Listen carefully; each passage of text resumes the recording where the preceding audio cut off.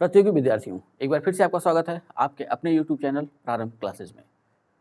जो अपनी क्लास चल रही है उसके तहत हम पढ़ रहे हैं बौद्ध धर्म, और बौद्ध धर्म के तहत एक वीडियो मैं आपको दे चुका हूं जिसमें हम लोगों ने गौतम बुद्ध के जीवन परिचय के बारे में देखा, बौद्ध धर्म के संस्थापक के बारे में देखा, बौद्ध धर्म गौतम बुद्ध का गृह त्याग देखा, उनकी ज्ञान प्राप्ति देखी और उनकी मृत्यु तक का सफर हम लोगों ने वहाँ पे तय किया उस वीडियो में। जिनसे वो वीडियो छूट गई हो पीछे जा करके पेट सीरीज वाले प्लेलिस्ट में जा करके उसको देख सकते हैं। मैं पहले बता दूं कि भले ही हम पढ़ रहे हैं पेट के लिए, लेकिन ये पूरी वीडियो जितनी भी बन रही है पेट सीरीज के तहत वो पेट में तो काम आएगी ही आएगी। इसके अलावा उत्तर प्रदेश पुलिस परीक्षा, बिहार पुलिस परीक्षा, दिल्ली पुलिस आदि जो एक दिवसीय परीक्षाएं हैं जो इंटर लेवल की हैं उन सब में ये समान रूप से वीडियो उपयोगी होगी। तो उस जो इसके पहले वीडियो हम लोगों ने अपलोड की थी उसी वीडियो क्लास को आगे बढ़ाते हैं और आज हम देखेंगे बौद्ध धर्म के सिद्धांतों के बारे में। तो देर नहीं करते हैं, शुरुआत करते हैं आज की इस क्लास की। तो बौद्ध धर्म के सिद्धांत, तो बौद्ध धर्म के सिद्धांत क्या थे? अगर देखा जाए तो बौद्ध धर्म के सिद्धांतों की बात की जाए तो पूरा बौद्ध धर्म जो उसका मूल आधार रहा बौद्ध धर्म का, यानी ये कह सकते हैं कि मूल स्तंभ वो है बौद्ध धर्म के मूल स्तंभ, मूल आधार 4 आर्य सत्य, जिनकी चर्चा बौद्ध ग्रंथों में की गई है। ऐसा कहा गया कि जो 4 आर्य सत्य हैं ये गौतम बुद्ध ने ही बताए। तो पहला जो उन्होंने गौतम बुद्ध ने कहा वो है दुख। इसके बारे में अगर देखें तो ऐसा उनका कहना था कि संसार दुखमय है और संसार की सभी वस्तुएं दुख देती हैं। तो ये जो दर्शन है बौद्ध धर्म का, इसको अगर देखा जाए तो इसी आधार पर बौद्ध धर्म को निराशावादी धर्म की संज्ञा दी गई। क्योंकि जब आप पूरे संसार में हर चीज़ को आप उस नज़र से देखेंगे कि हर चीज़ हमको दुख पहुंचाएगी, तो फिर आशावादिता तो रही नहीं गई, यानी निराशावादिता आ गई। तो इसीलिए बौद्ध धर्म को निराशावादी धर्म भी कहा जाता है, या घोर अक्रियावादी धर्म भी इसे कह सकते हैं, यानी नितांत कर्मवादी। ठीक नितांत कर्मवादी धर्म की भी संज्ञा इसको दी गई है, पिछली क्लास में भी मैंने बताया था। ठीक, तो 4 आर्य सत्य में पहला दुख, यानी संसार की सभी वस्तुएं दुखमय हैं और सभी वस्तुएं हमें दुख देती हैं। दूसरा उन्होंने हमको जो आर्य सत्य बताया वो है दुख समुदाय, यानी दुख उत्पन्न होने के अनेक कारण हैं। इनका ये कहना था कि हमारे भीतर जो दुख उत्पन्न होता है उसके अनेक कारण हैं। क्रोध से भी दुख उत्पन्न होता है, लालसा से भी दुख उत्पन्न होता है, अगर हम किसी से ईर्ष्या करते हैं तो उससे भी दुख उत्पन्न होता है। यानी कि हमारे मन में जितने भी भाव उठते हैं कहीं न कहीं आगे चल के हमको दुख प्रदान करते हैं। ठीक है, इसी को उन्होंने यहाँ पे कहा दुख समुदाय। तीसरा आर्य सत्य है दुख निरोध, यानी दुख के निवारण के लिए तृष्णा, इच्छा का त्याग आवश्यक बताया गया। तो जाहिर सी बात है, अगर हम अपनी इच्छाओं का त्याग कर दें तो हमारे पास कोई दुख बचा ही नहीं। तो एक सन्यासी जो जीवन व्यतीत करता है वो इतना प्रसन्न क्यों रहता है?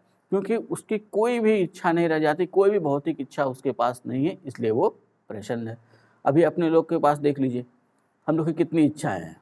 सब ये चाहते हैं कि ठीक हम पढ़ रहे हैं, हमारी नौकरी लग जाए, इच्छा, रिजल्ट आया, हो गया, थोड़ी देर के लिए खुशी हुई, फिर ये सोचते हैं कि अब अगले जो उससे बड़ी परीक्षा है उसको देंगे, उसमें पास होंगे। अगर कहीं नहीं हुआ तो घोर दुख। तो ये क्यों हो रहा है? क्योंकि वहाँ हमारी इच्छा है। तो यहाँ पे दुख निरोध का मतलब बताया गया कि दुख निवारण के लिए तृष्णा का त्याग, यानी इच्छा का त्याग कर दीजिए, दुख समाप्त हो जाएंगे। अभी इच्छा का त्याग करेगा कैसे? तो इसमें चौथा जो आर्य सत्य है वो है दुख निरोध गामिनी प्रतिपदा। तो इसके तहत ये बताया गया कि इसी के तहत हमको अष्टांगिक मार्गों की चर्चा मिलती है, और ऐसा कहा गया कि अगर आप इन अष्टांगिक यानी 8 बताए हुए मार्ग पर चलते हैं तो आपको दुख से छुटकारा मिल जाएगा। और इसी मार्ग 8 मार्गों को बौद्ध धर्म में अष्टांगिक मार्ग कहा गया। ठीक है, यानी अष्टांगिक मार्ग पर चलकर ही समस्त दुखों से मुक्ति मिल सकती है। एक लाइन में अगर इसको देखा जाए तो बौद्ध धर्म के मूल आधार 4 आर्य सत्य हैं। पहला है दुख, दुख का मतलब संसार दुखमय है, सब संसार की सभी वस्तुएं दुख देती हैं। दूसरा है दुख समुदाय, इसका अर्थ ये हुआ कि दुख उत्पन्न होने के अनेक कारण हैं, जैसे किसी से ईर्ष्या, तृष्णा आदि जो भी मन में हमारे भाव उठते हैं वो सारे के सारे हमें दुख प्रदान करते हैं। तीसरा है दुख निरोध, इसका तात्पर्य है कि दुख निवारण के लिए अगर हम चाहते हैं कि हम प्रसन्न रहें तो हमें क्या करना होगा? अपनी इच्छाओं का त्याग कर देना होगा। और चौथा है दुख निरोध गामिनी प्रतिपदा। यहाँ पे ये बताया गया कि इसी बौद्ध धर्म में 8 मार्गों की चर्चा की गई जिनको हम कहते हैं अष्टांगिक मार्ग, और ऐसा कहा गया कि अगर आप अष्टांगिक या इन 8 बताए हुए मार्गों पर चलते हैं तो आप के भीतर ये जो दुख है वो समस्त दुखों से आपको मुक्ति मिल जाएगी। ठीक, अब ये अष्टांगिक मार्ग कौन कौन से हैं जिस पे चलने की बात की जा रही है? तो नीचे अष्टांगिक मार्ग को 3 स्कंधों में बांटा गया है। 3 स्कंधों का मतलब 3 भाग में बांटा गया है, प्रज्ञा, शील और समाधि। सबका अलग अलग अर्थ है। तो प्रज्ञा के तहत 3 रखे गए हैं, शील के तहत 3 रखे गए हैं, समाधि के तहत 2 अष्टांगिक मार्गों को रखा गया है। एक एक लाइन में देख लीजिए। पहला अष्टांगिक मार्ग है सम्यक दृष्टि, जिसका अर्थ होता है वस्तुओं के वास्तविक स्वरूप का ज्ञान। यहाँ वस्तुओं का तात्पर्य यह है कि जो भी चीज आप सुन रहे हैं, समझ रहे हैं, उसका वास्तविक स्वरूप क्या है, इसका हमें ज्ञान होना चाहिए।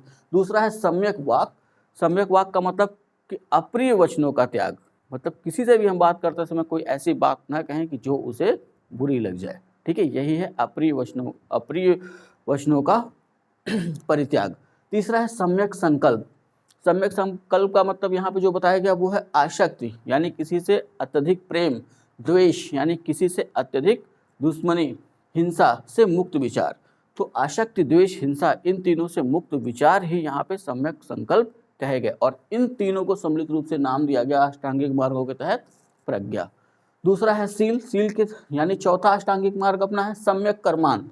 सम्यक कर्मांत का मतलब दान, दया, सत्य, अहिंसा आदि सत्कर्मों का अनुसरण करना। दान दीजिए, दूसरे के प्रति दया रखिए, सत्य बोलिए, अहिंसा के रास्ते पर चलिए। तो इन्हीं को सत्कर्म कहा गया और इनका अनुसरण ही कहलाया सम्यक कर्मांत। पांचवा अष्टांगिक मार्ग है सम्यक आजीव। सम्यक आजीव का मतलब सदाचारी जीवन।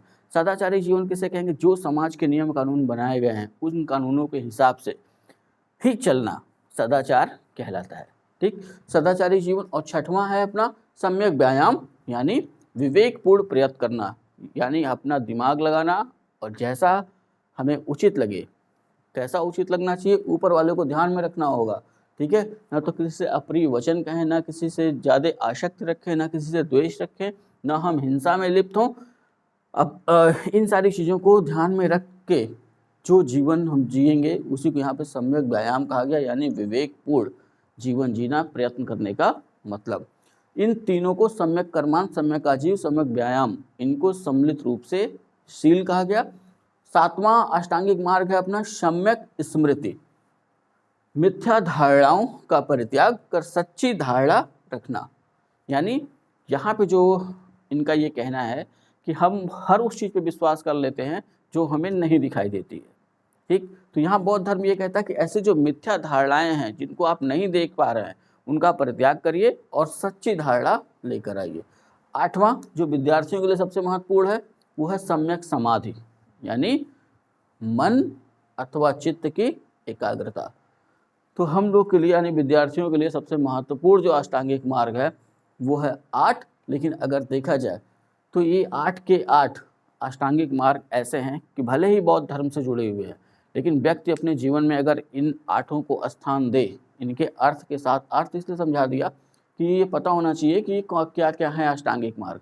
अब आप खुद सोच लीजिए, अगर हम इन जितनी चीज़ें इन 8 अष्टांगिक मार्गों में बताई गई अगर हम इन पर चलते हैं तो क्या हमें ज़्यादा कष्ट हो सकता है? नहीं ना। ठीक, तो ये 3 स्कंधों में बटा प्रज्ञा, शील, समाधि, सम्यक स्मृति, सम्यक समाधि, ये समाधि के तहत।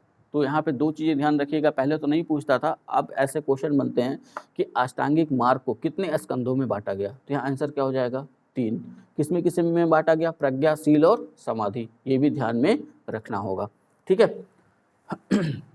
बुद्ध क्या करते हैं? कहते हैं कि अष्टांगिक मार्ग के अनुसरण से ही व्यक्ति निर्वाण की ओर अग्रसर होता है। यहाँ निर्वाण के संदर्भ में अगर बात की जाए तो निर्वाण बहुत व्यापक शब्द है बौद्ध धर्म के संदर्भ में। जहाँ एक तरफ निर्वाण मोक्ष की भी बात करता है, वहीं बौद्ध धर्म के संदर्भ में निर्वाण को ज्ञान भी कहा गया है। ठीक है, अगला देखें तो बुद्ध ने अष्टांगिक मार्ग के अंतर्गत, तो बुद्ध ने कहा कि ये जो 8 मार्ग आपको बताए गए हैं अष्टांगिक मार्ग, इनका पालन कैसे करना होगा। जैन धर्म की तरह क्या एकदम कठोरता से? जैन धर्म के संदर्भ में क्या था? वहाँ पे काया क्लेश यानी कि शारीरिक कष्ट पर बहुत अधिक ध्यान दिया गया था और अहिंसा पर बहुत अधिक बल दिया गया था। यहाँ तक की बात यहाँ तक आ गई थी कि अगर कोई जैन धर्म को मानने वाला अगर वो खेती कर रहा है तो फसल पकने के बाद अगर वो काट लेता था तो वो भी हिंसा मानी जाती थी। कहा जाता था कि फसल पक करके जब गिर जाए तब आप उसको उठा लीजिए, तो ऐसा संभव हो नहीं सकता था। तो इसलिए गौतम बुद्ध ने जब ये बौद्ध धर्म का प्रारंभ किया या बौद्ध धर्म जब वो लेके आए तो इन्होंने जो है मध्य मार्ग का अनुसरण किया, यानी न ही अत्यधिक काया क्लेश न ही अत्यधिक आराम। ठीक है, अत्यधिक सुख और अत्यधिक काया क्लेश को वर्जित किया और इसी को बौद्ध धर्म में क्या कहा गया है, मध्य मार्ग यानी मध्यम प्रतिपदा। ठीक है, तो जहाँ जैन धर्म अत्यधिक काया क्लेश पर बल देता है, वहीं बौद्ध धर्म मध्य मार्ग यानी मध्यम प्रतिपदा पर बल देता है, ना अधिक काया क्लेश ना अत्यधिक सुख। ठीक है, इसी बौद्ध धर्म के अंतर्गत हमें 10 शील या 10 शिक्षा पद भी मिलते हैं। जो जैन धर्म में हम लोगों ने 5 उनकी महत्वपूर्ण शिक्षाएं देखी थी, ठीक है, लगभग वो 5 तो इसमें शामिल हैं ही हैं। इसके अलावा बुद्ध ने 5 और जोड़ दी और इनको सम्मिलित रूप से कहा गया 10 शील या शिक्षापद।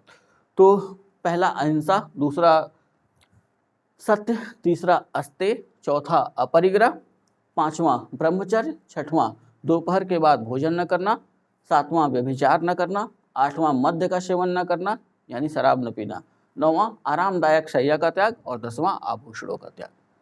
तो ये 10 शील या 10 शिक्षा पद बताए गए। पीछे भी हम लोगों ने देखा था, अस्तेय का मतलब चोरी न करना, अपरिग्रह का मतलब धन का संचय न करना। तो ये माना गया कि जो भी बौद्ध धर्म को मानने वाले होंगे ये 10 शील या 10 शिक्षा पद का वो पालन करेंगे। ठीक है, आगे ध्यान रखना है कि अभी इस क्लास में बस मैं आपको इतना ही समझा रहा हूँ। ठीक है, 2 चीज़ें और बता दूँ यहाँ पे कि बौद्ध धर्म के अनुयायियों को 2 भागों में बांटा गया, या कहने को हम 4 भागों में कह सकते हैं। पहला भिक्षु और दूसरा भिक्षुणी, जो बौद्ध विहारों में रहते थे और पूरी तरह बौद्ध धर्म के प्रति समर्पित थे। तीसरा उपासक और चौथा उपासिकाएं, जो बौद्ध धर्म को मानते तो थे लेकिन गृहस्थ आश्रम वो छोड़ करके नहीं आते थे। ठीक है, तो इतना अभी इतने से काम चलाइए बौद्ध धर्म का सिद्धांत। अब आगे हम देखते हैं बौद्ध साहित्य। तो बौद्ध साहित्य में भी काफ़ी लंबा चैप्टर है, यहाँ बस हम थोड़ी सी चर्चा इसकी कर देना चाहते हैं। बौद्ध साहित्य की बात करें तो बौद्ध साहित्य को त्रिपिटक कहा जाता है। ये सामान्यतः पाली भाषा में लिखे गए हैं। तो ये ध्यान रखिएगा, कई बार क्वेश्चन पूछा गया है कि बौद्ध साहित्य, प्रारंभिक बौद्ध साहित्य किस भाषा में लिखे गए, पाली भाषा में। ठीक, आगे चल के धीरे धीरे भाषाएं बदलती रहीं। जैसे बौद्ध धर्म श्रीलंका पहुंचा तो सिंगली भाषा हो गई, वैसे ही अन्य जगहों पर जैसे जैसे पहुंचता गया वैसे वैसे भाषा बदलती गई। ठीक है, तो इस बात का भी ध्यान रख लेना है। आगे चल के भारत में ही पाली भाषा की जगह जब संस्कृत का बोलबाला हो गया तो बौद्ध धर्म के कई ग्रंथ संस्कृत में भी लिखे गए। ठीक है, तो यहाँ ध्यान रखना है कि बौद्ध साहित्य, जो प्रारंभिक बौद्ध साहित्य हैं, उनको हम त्रिपिटक कहते हैं और ये त्रिपिटक पाली भाषा में लिखे गए और लिपि ब्राह्मी। ठीक, अब त्रिपिटक हैं क्या, तो बौद्ध धर्म के तहत 3 मुख्य या बौद्ध साहित्य को मुख्य 3 भागों में विभाजित किया गया और इन्हीं 3 भागों के तहत बौद्ध धर्म से संबंधित अनेक पुस्तकों की चर्चा की गई है। तो त्रिपिटक में अगर हम देखें तो आज हम बहुत ही शॉर्ट में आपको पढ़ा रहे हैं, ये ध्यान रखिएगा। पहला है सुत्त पिटक, दूसरा है विनय पिटक, तीसरा अभिधम पिटक। इसलिए ध्यान में रखना है कि यहाँ से ये क्वेश्चन आता है पिटक वाला त्रिपिटक के संदर्भ में। ठीक है, अब तीनों का अर्थ भी हमको जानना होगा। अगर सुत्त पिटक है तो सुत्त पिटक में क्या दिया हुआ है, यानी एक लाइन में अगर हम कहें तो ऐसा कह सकते हैं कि पूरे बौद्ध साहित्य को 3 पिटकों में बांटा गया, सुत्त पिटक, विनय पिटक और अभिधम पिटक। सुत्त पिटक की बात करें तो सुत्त पिटक में क्या दिया हुआ है, तो सुत्त पिटक में अगर हम देखें तो बुद्ध के धार्मिक विचारों और वचनों का संग्रह, एक लाइन में अगर इसको डिस्क्राइब करें। अब ये ध्यान रखना है कि आगे चल के सुत्त पिटक को 5 निकायों में बांटा गया और ये निकाय, कई किताबें इन एक निकाय के तहत कई किताबें लिखी गई। ठीक है, तो उसकी चर्चा भी यहाँ जरूरी नहीं है। दूसरा अगर हम देखें तो विनय पिटक, विनय पिटक में क्या दिया गया था, बौद्ध संघ के नियम।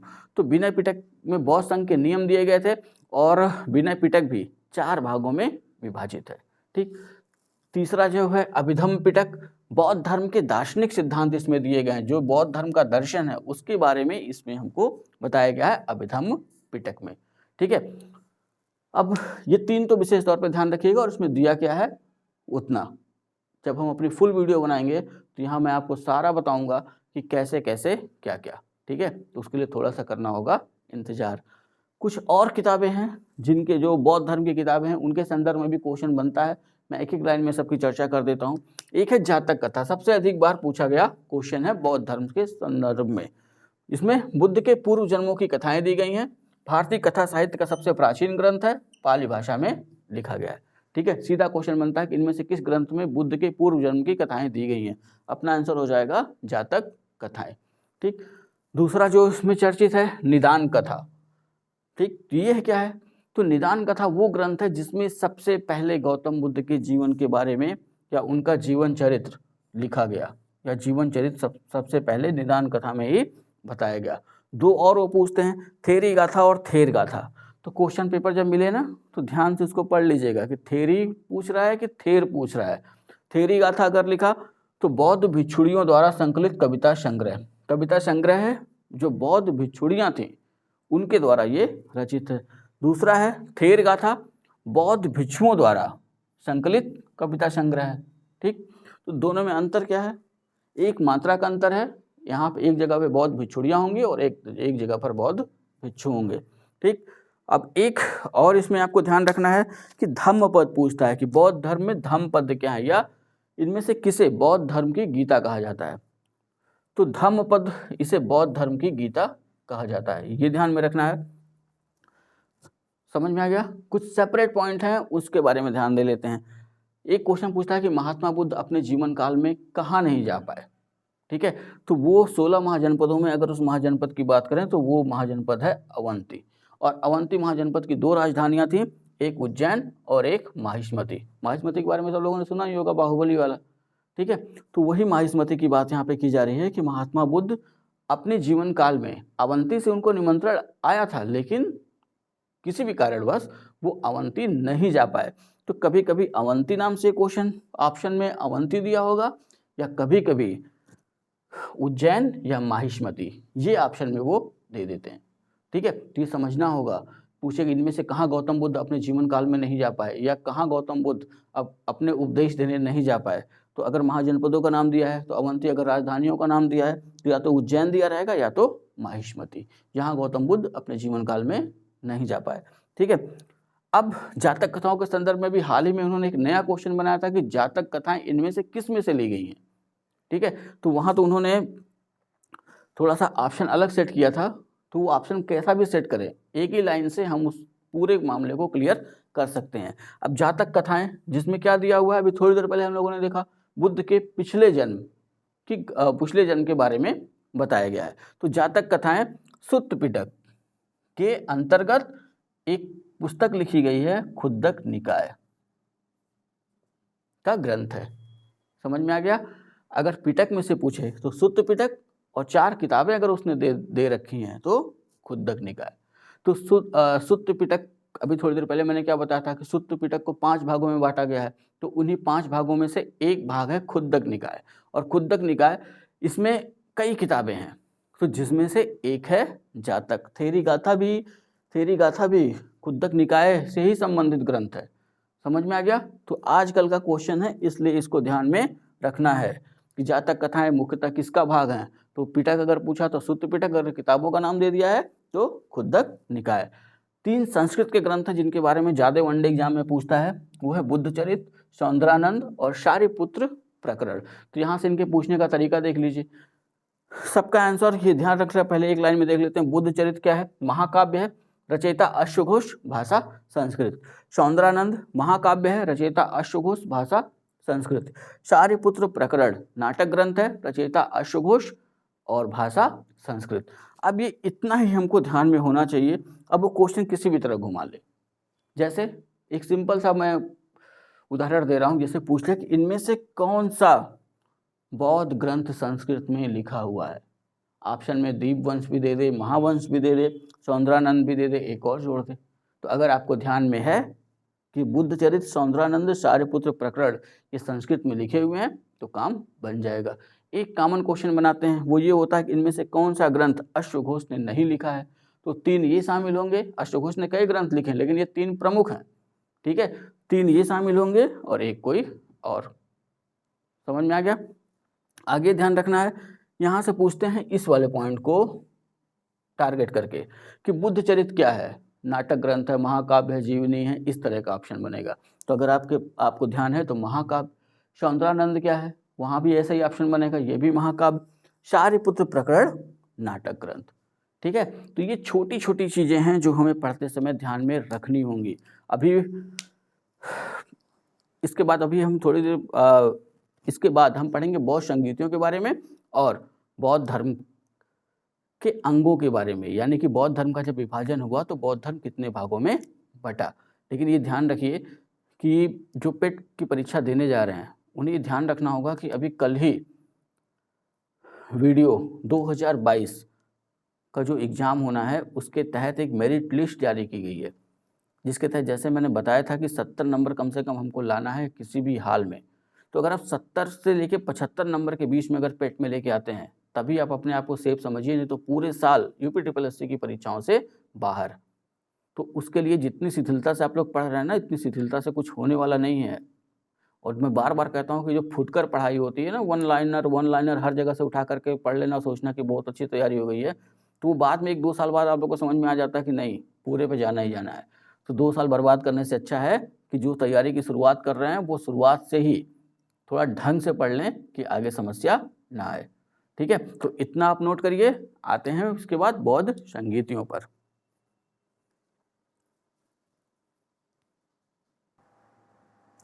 हाँ, तो विद्यार्थियों आगे बढ़ते हैं और अगला जो टॉपिक है अपना बौद्ध धर्म के तहत वो है बौद्ध संगीतियाँ।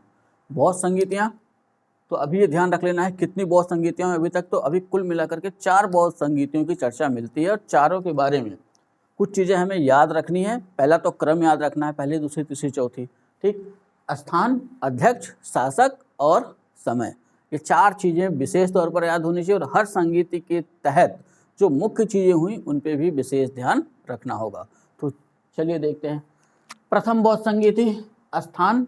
तो स्थान में मैंने कुछ चीज़ें बढ़ा दी हैं, तो थोड़ा ध्यान से देख लीजिएगा। अगर खाली राजगृह लिखा हुआ तो इतने से ही काम चला लेना है। ठीक है, फिर राजगृह में हुई, लेकिन अगर राजगृह में पूछ लिया कि कहाँ, तो आंसर क्या हो जाएगा अपना सप्तपर्णी गुफा। कभी कभी वो क्या करते हैं, क्वेश्चन बनाते समय राजगृह वहाँ से गायब होगा और ऐसे ही 3-4 गुफाओं का या बिहारों का नाम वहाँ लिख देंगे। ठीक है, तो वो यहाँ से आपको ध्यान में रखना होगा, या तो राजगृह जब ऑप्शन में नहीं है तो सप्तपर्णी गुफा। अध्यक्ष इसके कौन थे, तो महाकश्यप। शासक कौन था उस समय जब ये पहली बौद्ध संगीति हुई, अजातशत्रु। समय क्या था, 483 ईसा पूर्व। अगर याद होगा तो गौतम बुद्ध की मृत्यु हुई थी 483 ईसा पूर्व में। कहाँ हुई थी, सारनाथ में, सारनाथ नहीं, कुशीनगर, कुशीनगर में उनकी मृत्यु हुई थी। और बौद्ध ग्रंथों में उनकी मृत्यु को क्या कहा गया, महापरिनिर्वाण। ठीक है, तो जैसे ही गौतम बुद्ध की मृत्यु होती है वैसे ही अजातशत्रु उस समय जो है मगध के शासक हैं और तुरंत वो प्रथम बौद्ध संगीति का आयोजन करा देते हैं। कहाँ पे, तो राजगृह की सप्तपर्णी गुफा में, और समय है 483 ईसा पूर्व। इस संगीति के अध्यक्ष रहे महाकश्यप। इसमें जो प्रमुख चीज हुई वो ये हुई कि गौतम बुद्ध के 2 प्रमुख शिष्य, एक आनंद और एक उपाली, इसमें उपस्थित रहे। आनंद को धर्म का और उपाली को विनय का प्रतीक या विनय का प्रमाण माना गया। और इसी पहली बौद्ध संगीति में ही, अभी हमने जब साहित्य पढ़ा था तो वहाँ देखा था कि बौद्ध धर्म में 3 पिटक हैं और उन्हीं पे पूरा बौद्ध धर्म का साहित्य टिका हुआ है। तो पहले जो दो हैं, यानी शुद्ध पिटक और विनय पिटक का संकलन इसी पहली बौद्ध संगीति के दौरान हुआ। ठीक है, तो बुद्ध की शिक्षाओं का संकलन शुद्ध पिटक और विनय पिटक में हुआ। और किस बौद्ध संगीति में हुआ, पहली बौद्ध संगीति। तो ये अभी वनडे के लिए इतना तैयार रखना है। ठीक, अगला हम देखें तो द्वितीय बौद्ध संगीति। द्वितीय बौद्ध संगीति का स्थान, यहाँ भी क्वेश्चन वैसे ही बनेगा। पहले ध्यान रखिएगा कि कई किताबों में ये दिया नहीं है, मैंने अब इंक्लूड कर दिया है, अब भी जोड़ दिया है, आप भी इसको अपने अपने नोट्स में जोड़ लेंगे। स्थान वैशाली। वैशाली में कहाँ, तो बालुकाराम विहार। ठीक है, अध्यक्ष शुभकामी। शासक कौन था उस समय, कालाशोक। और समय था 383 ईसा पूर्व। अगर दोनों में अंतर देखें, 483 383 यानी 100 वर्ष। तो बुद्ध की मृत्यु के 100 वर्ष बाद। ठीक है, तो ये ध्यान में रखना है कि बुद्ध की मृत्यु के 100 वर्ष बाद द्वितीय बौद्ध संगीति का आयोजन हुआ। कहाँ पे, वैशाली में। वैशाली में कहाँ पे, बालुकाराम विहार में। और इसके अध्यक्ष कौन थे, शुभकामी। और शासक कौन था, कालाशोक। इसमें क्या हुआ, इसमें एक ऐसा प्रमुख काम हुआ जो ध्यान में रखना है कि यहाँ से जब क्वेश्चन पूछता है तो अमूमन जो है अधिकतर लोग इस क्वेश्चन को कर देते हैं गलत। तो समझना क्या है, जो द्वितीय बौद्ध संगीति हुई, यहाँ बौद्ध धर्म 2 विचारधाराओं में बट गया। ठीक है, बौद्ध धर्म नहीं बटा है अभी, बौद्ध धर्म एक ही है, लेकिन बौद्ध धर्म के भीतर ही दो विचारधाराएं अब इस समय जन्म लेने लगी हैं, यानी कि दो विचारधाराओं के लोग हो गए, क्योंकि बुद्ध की मृत्यु के तो 100 साल हो चुके हैं। तो इस संदर्भ में ये ध्यान रखना होगा कि इन्हीं के बीच, यानी बौद्धों के बीच ही अब दो विचारधाराएं काम कर रही हैं। तो यहाँ दो क्वेश्चन बनता है। अभी आगे हम देखेंगे चौथी बौद्ध संगीति में बौद्ध धर्म दो भागों में बढ़ जाता है, लेकिन यहाँ हम क्या देख रहे हैं कि बौद्ध धर्म केवल दो विचारधाराओं में बढ़ रहा है, यही ध्यान में रखना है। ठीक है, क्वेश्चन कैसे बनता है, इनमें से किस बौद्ध संगीति में बौद्ध धर्म दो विचारधाराओं में बढ़ गया, तो आंसर हो जाएगा दूसरी। और वही क्वेश्चन अगला बनेगा कि इनमें से किस बौद्ध संगीति में बौद्ध धर्म दो भागों में बट गया, तो आंसर हो जाएगा चौथी। ठीक है, ये बेसिक डिफरेंस है जो ध्यान में रखना है। अब ध्यान रखना, विभाजित हो गया, कौन कौन से हुए, तो पहली जो विचारधारा थी उसको नाम दिया गया महासंघिक या शर्वास्तिवादी। इन्हीं को हम कहते थे पूर्वी भिक्षु या वज्रपुत्र। रीजन, क्योंकि वैशाली, ठीक है, ये विचारधारा वैशाली के आसपास के क्षेत्रों में विकसित हुई, इसलिए इनको नाम दिया गया वज्रपुत्र। अब इसका नेतृत्व किसने किया, वैशाली में महाकश्यप ने। ठीक है, अब एक प्रश्न दिमाग में आना चाहिए सबके कि वहाँ महाकश्यप अध्यक्षता कर रहे हैं पहली बौद्ध संगीति की, और 100 साल बाद द्वितीय बौद्ध संगीति हो गई, तो इनका नाम यहाँ कैसे आ गया, कितने साल तक जीवित रहे। ठीक है, तो यहाँ ये ध्यान रखना है कि ये विचारधारा तुरंत नहीं आ गई कि द्वितीय बौद्ध संगीति हुई तुरंत विचारधारा आ गई। तो विचारधाराएं बहुत पहले से आती हैं, आकार बाद में लेती हैं। तो ये माना जाता है कि इस विचारधारा को लाने का श्रेय जो है महाकश्यप को दिया जाता है, और महाकश्यप का जो क्षेत्र था वो था वैशाली, और वहीं से विचारधारा आगे आई। और ये विचारधारा थी क्या, परिवर्तन के पक्ष में, यानी कि इनका ये मानना था कि गौतम बुद्ध ने जब जो भी शिक्षाएं हमको दी हैं, जो भी बताया अपने धर्म के बारे में, तो वो जब बताया तो आज के 100 साल पहले बताया, लेकिन अब समय के साथ उसमें थोड़ा परिवर्तन होना चाहिए। तो हम इनको कहते हैं महासंघिक या शर्वास्तिवादी, और ये परिवर्तनवादी भी कहे जाते हैं, यानी कि बुद्ध द्वारा दी गई शिक्षाओं में थोड़ा बहुत परिवर्तन किया जाए समय के साथ साथ। दूसरी जो विचारधारा थी वो थी अस्थविर या थेरावादी। ठीक है, इनको पश्चिमी भिक्षु कहा गया, यानी पश्चिम की तरफ हमको चलना है। इसका नेतृत्व किसने किया, उज्जैन में महाकच्चायन ने किया। ये परिवर्तन के विरोधी थे। अस्थविर या थेरावादी, इनका ये कहना था कि गौतम बुद्ध ने जैसा कहा है हमको उसमें कोई परिवर्तन नहीं करना चाहिए, जैसी उनकी उस आज्ञा थी उसी के अनुसार हमको चलना चाहिए। तो ये दो विचारधाराओं में बौद्ध धर्म बटा द्वितीय बौद्ध संगीति में। ये इसका सबसे महत्वपूर्ण पॉइंट है जिस पे हमें ध्यान बना करके रखना होगा। ये नाम ध्यान में रखना होगा कि चौथी बौद्ध संगीति में इन्हीं के आधार पर विभाजन होगा। अब आते हैं तीसरी बौद्ध संगीति में। तीसरी बौद्ध संगीति के बारे में देखें तो यहाँ भी स्थान, तो स्थान पाटलिपुत्र में कहाँ, अशोकाराम विहार। अध्यक्ष कौन थे इसके, तो मोगलपुत्र तिष्य। शासक कौन थे, अशोक। और अगर समय की बात की जाए तो समय है 247 ईसा पूर्व, यानी बुद्ध की मृत्यु के 236 वर्ष बाद। तो पहले बुद्ध के मृत्यु के समय, बुद्ध की मृत्यु के बाद, दूसरी बुद्ध की मृत्यु के 100 साल बाद, और तीसरी बुद्ध की मृत्यु के 236 वर्ष बाद। ठीक है, यहाँ ध्यान रखना है कि पहली वाले में 2 पिटक जोड़े गए थे, और हमने क्या देखा था, बौद्ध धर्म के जो भी साहित्य उनके आधार 3 पिटक है, तो तीसरा पिटक इसमें जोड़ दिया गया। किसमें, तीसरी बौद्ध संगीति में। याद करना बिल्कुल आसान है, पहले में हम पहला दूसरा जोड़ लेते हैं, और तीसरी बौद्ध संगीति में तीसरा पिटक। तीसरा पिटक कौन सा, अभिधम्म पिटक। अभिधम्म पिटक में दिया क्या गया है, बौद्ध धर्म के दर्शन के बारे में। ठीक है, यहाँ ध्यान रखना है कि अभिधम्म पिटक के एक ग्रंथ कथा वस्तु का भी संकलन हुआ इसी तीसरी बौद्ध संगीति में, और इसमें स्थविर संप्रदाय का प्रभुत्व रहा, यानी वो व्यक्ति जो परिवर्तन के विरोधी थे, इस तीसरी बौद्ध संगीति में उनका प्रभुत्व बना रहा। ठीक है, ये ध्यान रखना होगा कि बुद्ध के मृत्यु के 236 वर्ष बाद ये संगीति क्यों हुई, अभी तक क्या दिक्कत थी, 100वें वर्ष में हो गई। तो ऐसा माना जाता है कि उस समय मगध के क्षेत्र में धीरे धीरे बौद्ध धर्म का प्रभाव कम हो रहा था, तो और लोग भिक्षु और भिक्षुड़ी बनने के लिए आगे नहीं आ रहे थे। इसी संदर्भ में ये तीसरी बौद्ध संगीति का कॉन्सेप्ट दिया जाता है कि तीसरी बौद्ध संगीति इसीलिए अशोक ने आयोजित करवाई थी। ऐसा इसलिए कि अशोक ने भले ही व्यक्तिगत तौर पर बौद्ध धर्म नहीं ग्रहण किया था, लेकिन बौद्ध धर्म से वो प्रभावित था। ठीक है, तो इस बात को ध्यान में रखना है। अशोक को हम बौद्ध मानते हैं, हाँ, ऐसा इसलिए क्योंकि अशोक ने जो अपना राजकीय धर्म बनाया वो पूरी तरीके से तो नहीं, लेकिन बौद्ध धर्म का प्रभाव उस पर बहुत अधिक दिखाई देता है। चतुर्थ बौद्ध संगीति के बारे में देखें तो चतुर्थ बौद्ध संगीति स्थान कश्मीर, कश्मीर में कहाँ, कुंडलवन। ठीक है, अब यहाँ ध्यान रखना है कि चौथी बौद्ध संगीति जो हुई उसमें एक अध्यक्ष भी है और एक उपाध्यक्ष भी है। तो बाकी जगह खाली अध्यक्ष थे, यहाँ एक अध्यक्ष एक उपाध्यक्ष। तो यहाँ अध्यक्ष है वसुमित्र और उपाध्यक्ष है अश्वघोष। ये क्वेश्चन कई बार पूछा है, इसलिए पूछता है कि जो नए लड़के हैं वो यहाँ पे हो जाते हैं कंफ्यूज। पढ़ा हुआ क्वेश्चन वसुमित्र और अश्वघोष दोनों ऑप्शन में रहता है और वहीं से होती हैं उनसे गलतियाँ। कैसे गलतियाँ होती हैं, टेलीग्राम पे आइएगा तो समझ बताऊँगा। शासक कनिष्क, समय 102 ईस्वी। ठीक है, ईसा पूर्व से ईस्वी में हम आ गए। अभी मैंने टेलीग्राम का नाम लिया था तो मैं ये बताऊंगा नहीं, वहाँ पे ये आप देखेंगे कि आप ये गलती करते क्यों हैं। ठीक है, क्योंकि उन क्वेश्चंस को इसीलिए बनाया जाता है कि आप गलती करें और सीखें। अब ये चतुर्थ बौद्ध संगीति बुद्ध की मृत्यु के 585 वर्ष बाद हुई और यहाँ किसका बोलबाला रहा, महासंघियों का। ठीक है, यानी महासंघियों का प्रभुत्व रहा। ये महासंघी कौन है, वो हैं जो परिवर्तन के पक्ष में हैं। अभी थोड़ी देर पहले हमने देखा था ना, महासंघी या सर्वास्तिवादी या पूर्वी भिक्षु जिनको हमने नाम दिया था, या कहा था वज्रपुत्र।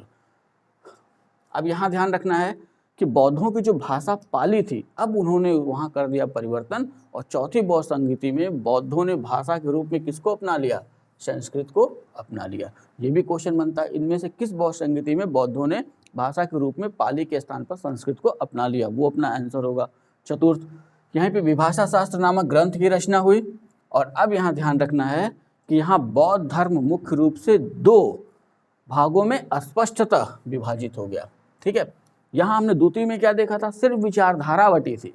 2 तरह के लोग हो गए, जैसे मान लेते हैं एक ही घर में एक व्यक्ति के 4 पुत्र हैं, तो 2 पुत्र अलग विचारधारा के, 2 पुत्र अलग विचारधारा के। तो अभी घर का बंटवारा नहीं हुआ है, लेकिन आगे चल के पिता की मृत्यु के बाद हम क्या देखते हैं कि 2 भाई एक साथ हो जाते हैं, 2 भाई एक साथ हो जाते हैं और घर का बंटवारा आधा आधा हो जाता है। तो वैसे इसको समझना है। द्वितीय बौद्ध संगीति में अभी हुआ क्या था कि अभी यहाँ पे खाली विचारों में मतभेद था, अभी अलग नहीं हुए थे। लेकिन चतुर्थ बौद्ध संगीति में क्या हुआ, ये विचारों का मतभेद इतना अधिक बढ़ गया कि बौद्ध धर्म बट गया 2 भागों में स्पष्टतः। पहला जो भाग था वो कहलाया हीनयान, यानी जो अस्थिर थे, जो परिवर्तन के विरोधी थे, वो कहलाए हीनयानी। और दूसरा जो बना वो बना महायान। ये कौन है, जो महासंघिक या पूर्वी भिक्षु जो परिवर्तन के पक्ष में थे। समझ में आ गया। तो बौद्ध धर्म सबसे पहले 2 मुख्य भागों में विभाजित होता है। ठीक है, एक हीनयान और दूसरा महायान। हीनयान कौन है, जो परिवर्तन के पक्ष में नहीं है, यानी गौतम बुद्ध ने जैसा कहा है वैसा ही करेंगे। महायान ये वो हैं जो परिवर्तन के पक्ष में है। जब फुल वाली क्लास में देखेंगे तो वहाँ हम इन दोनों को अलग अलग करके देखेंगे कि हीनयान का आदर्श क्या है। जैसे हीनयान ये अरहत पद प्राप्त करना चाहते हैं और महायान ये बोधिसत्व प्राप्त करना चाहते हैं। ठीक है, तो 2 अलग अलग संकल्पनाएं हैं। अभी मैंने शुरुआत में ही बोला है कि बौद्ध धर्म इतना छोटा नहीं है कि इतनी छोटी सी क्लास में जो है इसको खत्म किया जा सके। ठीक है, तो आगे चल के हीनयान भी 2 भागों में बट गया। ये जरूरत नहीं है लेकिन मैं खाली बता देता हूँ, ध्यान में रखिएगा। हीनयान 2 भागों में बटा, एक था वैभाषिक और दूसरा था शौतांत्रिक। तो वैभाषिक इसकी उत्पत्ति हुई कश्मीर में और धर्मत्रात्र घोषक वसुमित्र और बुद्धदेव इसके 4 प्रमुख आचार्य माने गए। शौतांत्रिक वेनसांग के अनुसार, वेनसांग जब हर्ष के समय आया तो ऐसा लिखता है कि शौतांत्रिक संप्रदाय की स्थापना कुमार लाल ने की थी, या कुमार लाल ने इस मत का प्रवर्तन किया था बौद्ध धर्म में ही, और इनका आधार ग्रंथ सुत्त पिटक था। ठीक है, यानी बुद्ध की विचारधाराओं पे चलने वाले लोग। ठीक है, वहीं महायान भी 2 भागों में बटा हुआ दिखाई दिया। यहाँ ध्यान रखिएगा, यहाँ से क्वेश्चन पूछता है, पहला माध्यमिकवाद या शून्यवाद। तो अब यहाँ से क्वेश्चन किसी भी तरह घुमाया जा सकता है। जैसे पूछा जा सकता है कि माध्यमिकवाद का संबंध किस धर्म से है, पूछा जा सकता है कि शून्यवाद का संबंध किस धर्म से है, तो हो जाएगा बौद्ध धर्म। ठीक है, अब यहाँ ध्यान रखना है कि माध्यमिकवाद या शून्यवाद का प्रतिपादन किसने किया, या ये कह सकते हैं कि माध्यमिक या शून्यवाद के प्रवर्तक कौन थे। ठीक है, तो प्रवर्तक थे नागार्जुन। ठीक, तो सीधा क्वेश्चन भी आता है कि शून्यवाद के प्रवर्तक नागार्जुन या माध्यमिकवाद के प्रवर्तक नागार्जुन। ठीक है, तो अभी छोटी क्लास है, ज़्यादा समय नहीं है, इसलिए इतना ध्यान में भी रखना है। इसी में महायान में ही दूसरा बना विज्ञानवाद या योगाचार। इसके प्रवर्तक मैत्रेय या मैत्रेयनाथ थे, यहाँ समझ लेना होगा। ठीक है, प्रवर्तक अगर पूछेगा तो मैत्रेय या मैत्रेयनाथ, लेकिन अगर यही पूछ ले कि विज्ञानवाद या योगाचार, को सबसे अधिक बढ़ावा किसने दिया, तब यहाँ पे आंसर बदलेगा अशंग तथा वसुबंधु ने इसका विज्ञानवाद या योगाचार का विकास किया भारत में। ठीक है, वहीं 6वीं शताब्दी में आकर एक और संप्रदाय हमको देखने को मिलता है जिसका नाम है वज्रयान संप्रदाय। तो वज्रयान संप्रदाय, पहला क्वेश्चन क्या बनता है कि वज्रयान संप्रदाय का संबंध किस धर्म से, तो आंसर हो जाएगा बौद्ध धर्म। दूसरे ध्यान रखना है 6ठी शताब्दी ईस्वी में इस संप्रदाय का उदय हुआ, लेकिन 8वीं शताब्दी में सर्वाधिक इसका विकास हुआ। ठीक है, ये ध्यान में रख लेना। और ये था क्या, इस संप्रदाय के लोग तंत्र मंत्र, जादू टोने आदि का सहारा लेते थे। किसके लिए, मुक्ति पाने के लिए। भूत प्रेत, तंत्र मंत्र, आज भी कुछ ऐसे बौद्ध हैं जो भूत भगाने के लिए जाते हैं। अगर किसी को ऐसी बाधा हुई कि लगता है कि उसको किसी भूत ने या किसी ऐसी बुरी आत्मा ने प्रभावित कर रखा है, तो ऐसे कुछ बौद्ध हैं जो जाते हैं, यानी वो किससे संबंधित होंगे, वज्रयान से। तो ये तंत्र मंत्र, जादू टोना, इनका सहारा लेते हैं किसके लिए, मुक्ति के लिए। वहाँ ध्यान रखना विज्ञानवाद या योगाचार। यहाँ विज्ञानवाद का मतलब क्या है, तो विज्ञानवाद का मतलब ये है कि चीज़ों को देखना परखना, यानी कि चीज़ों की जो वास्तविक स्थिति है उसका ही ज्ञान क्या कहलाता है, विज्ञानवाद। और योगाचार का मतलब योग के माध्यम से मुक्ति। ठीक है, अब ये ध्यान रखना है कि वज्रयान संप्रदाय मूलतः कहाँ था, तो मूलतः ये बंगाल और बिहार में इसका प्रचलन था। ठीक, 3 पॉइंट और मैं दे रहा हूँ सेपरेट, वो ध्यान में रखना है। एक तो पूछता है कि अश्वघोष किसके समकालीन थे, तो अगर किसी को भी ध्यान होगा तो वहाँ अश्वघोष उपाध्यक्ष हैं चतुर्थ बौद्ध संगीति के, और शासक कौन है वहाँ पे, कनिष्क। कनिष्क किस वंश से, कुषाण वंश से, समझ गए। तो ये ध्यान रख लेना है, कनिष्क के समकालीन थे। वसुबंधु नाम वहाँ पे आया था उनका विज्ञानवाद या योगाचार में। तो वसुबंधु का एक ग्रंथ है अभिधम्म घोष, तो बौद्ध धर्म का विश्वकोश इसे कहा जाता है। नया क्वेश्चन है, ये आपको रखना होगा ध्यान में। यानी कि किसी भी एग्जाम में अगर एक क्वेश्चन कोई नया पूछा तो अन्य स्टेट्स में, अन्य राज्यों में उस क्वेश्चन के आने की संभावना बढ़ जाती है। तो ये नया क्वेश्चन बना हुआ है कि इनमें से किस ग्रंथ को बौद्ध धर्म का विश्वकोश माना जाता है, तो वो है अभिधम्म घोष। लिखा किसने है, वसुबंधु ने। ठीक है, अब एक और क्वेश्चन दे रहा हूँ जो कई बार पूछा हुआ है, वो है कि बुद्ध की प्रथम मूर्ति इनमें से किस कला में निर्मित हुई। ठीक है, तो ये ध्यान रखना है कि जो पहली मूर्ति बुद्ध की बनाई गई वो मथुरा कला में। आगे चल के गांधार कला का भी विकास हुआ, यानी कि गांधार कला जब कनिष्क के साथ भारत आई तो गांधार कला और मथुरा कला, इन 2 कलाओं में मूर्तियों का निर्माण होना शुरू हुआ।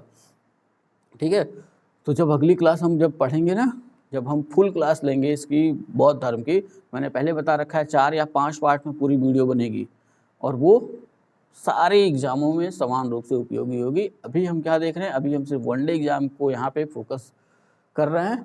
इतना आप तैयार करिए, 99% केस में वनडे एग्जाम में यहीं से क्वेश्चन जो है पूरे हो जाएंगे। ठीक है, तो ये अपना ख़त्म हुआ बौद्ध धर्म। जो भी वीडियो देखेगा दोनों वीडियो पूरी देख लेनी है, यानी पहली वाली भी और दूसरी वाली भी, तभी जो है इसका फ़ायदा आपको मिलेगा। ठीक, थोड़ा तैयारी अच्छे से करिए। जैसा इस समय माहौल चल रहा है, जैसा माहौल चल रहा है उस हिसाब से आपको ध्यान रखना होगा कि तैयारी भी अपनी उसी हिसाब से होनी चाहिए, यानी उतनी क्वालिटी हमारे पढ़ाई में होनी चाहिए। तो क्वालिटी आएगी कैसे, जब आप मेहनत करेंगे तब। ठीक है, तो थोड़ा मेहनत करिए, अपने भीतर वो क्वालिटी लाइए।